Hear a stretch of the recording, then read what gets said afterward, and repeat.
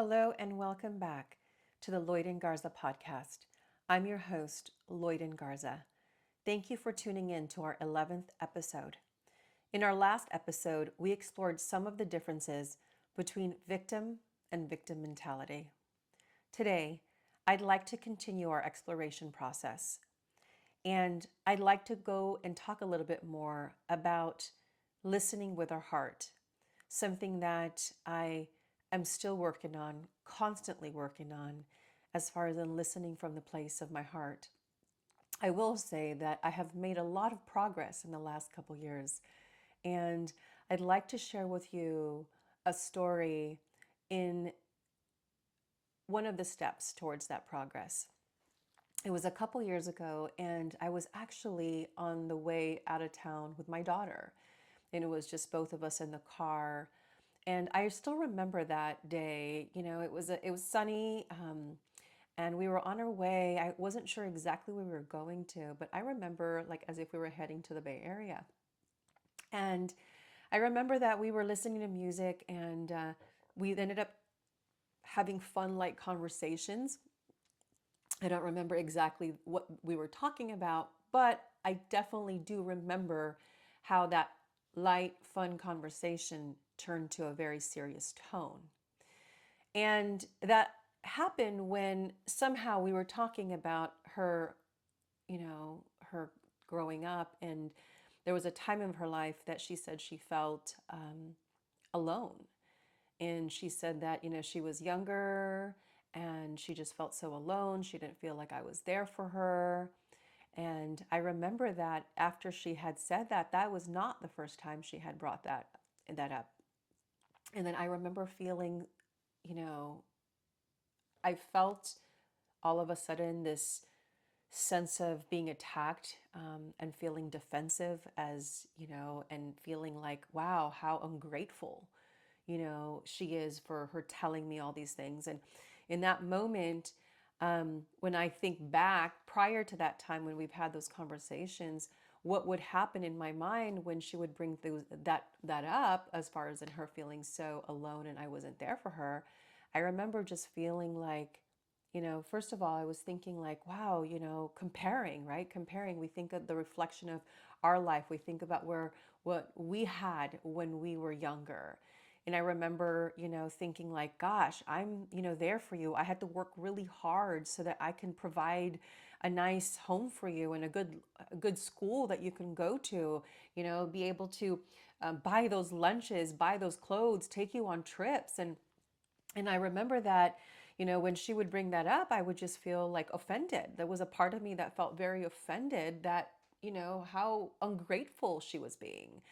And so I remember that, part of that, part of the story that I told myself when, when she had brought that up in the past was how, you know, my life was very different from hers. I didn't have a mom that was always there, taking care of me, making sure that I was okay.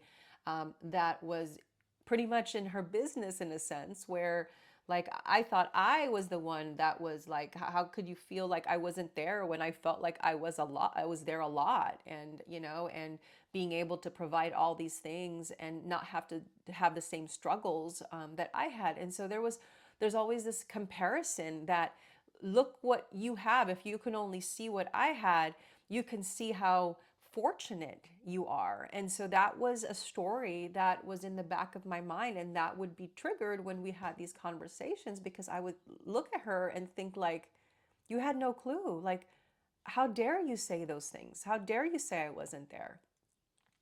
And so I share that with you because at that time when she brought that up, a few years ago, I had a very different response. And instead of me reacting from that space of being felt like I wasn't appreciated, um, I found myself really just pausing and just really listening to her. And I remember glancing at my daughter, and as she spoke with passion in her voice, and how strongly she felt about her at that time feeling like I wasn't there for her. And I remember that I let her talk and I just listened. I wasn't listening to defend myself. I wasn't listening to give an excuse. I was listening to understand. I was listening to hear her and what she went through. Whatever the excuses are, whatever the reasons were, I just listened. And I found myself responding very differently this time. And instead of me defending, or saying or looking at her of how unappreciative she was, I listened to her and I heard her and I validated her. Because it doesn't matter what the excuse was, and it doesn't matter what all the things I was doing. It was the fact that she still felt alone. She still felt unimportant. And I know that's the last thing I would intentionally try to do to her. But it was something that she felt and she went through. And I listened to her without defending, taking responsibility, and saying, I hear you. I hear the pain that you are in. I hear how alone you felt. And whether or not that was intentional and whether or not I was working or providing, that still gives no excuse for you to feel the way that you did. And I remember just telling her, I'm sorry. I'm sorry I made you feel that way. And although I can't change the past, I can definitely work to change and make the present and the future better. And I remember that I seen my daughter just shift, her body, her energy shift. And I remember thinking, wow, that's the power of listening with your heart.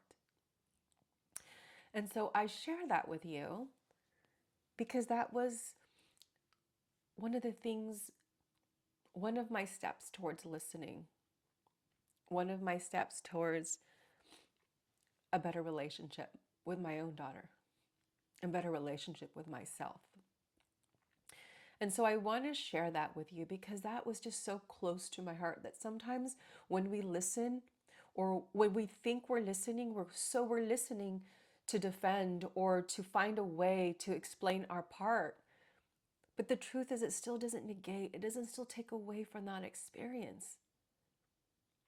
And I think that sometimes we do that to the most important people in our lives. And then we do that to ourselves because then we also look at ourselves that that's not important. And I want to share with you it is. It's their reality and it's our reality. So I share that story with you as that was one of my lessons of listening. I'm still working on myself. And that's the purpose of this podcast, is to share more heart, to share more light, to explore ways that we can be better and do better. Be better people, be better parents, be better friends, be better spouses. And so I encourage you to be more present. I encourage you to listen from the space of your heart and step back and see. See what that space allows. See that space allows for others to be more present, to feel more safe, to feel heard. That's a big gift. One of the biggest gifts that we can give to others and to ourselves is that space to not be criticized and not to criticize, but a rather space to observe, to listen, to hear. So I encourage you, dear listener, to listen from the space of your heart. When someone is talking, someone's sharing, just instead of thinking about all the biases, instead of thinking about all the next things that you're going to say, just listen and watch. It's very powerful. So I hope this episode has blessed you. And I hope that these episodes continue to bless you. Thank you for tuning in. I look forward to sharing more heart-centered messages with you. And have a great week.